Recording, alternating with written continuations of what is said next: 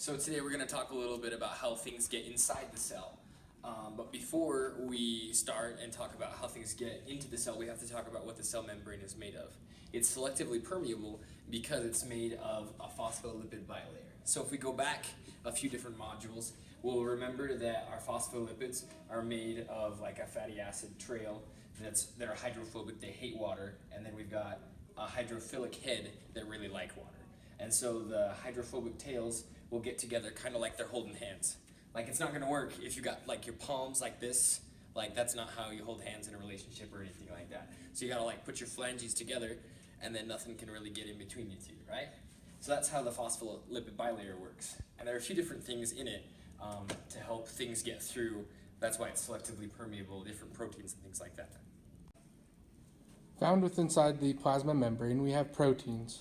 There's two types of proteins. We have integral proteins and peripheral proteins. Peripheral proteins are found on either side of the plasma membrane.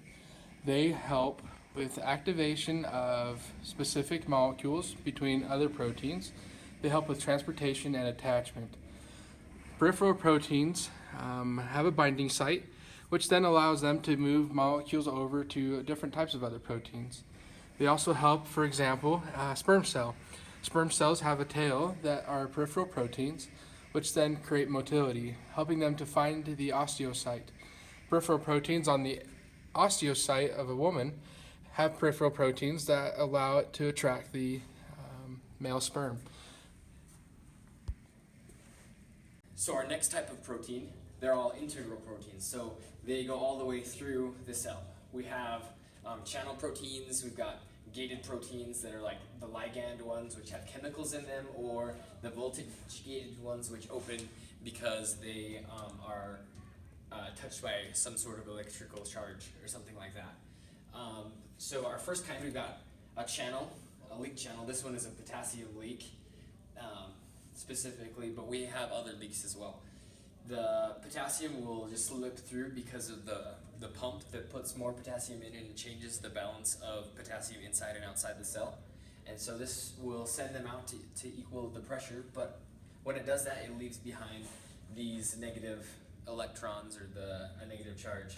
And eventually, when things start to even out, because the chemical gate happens, our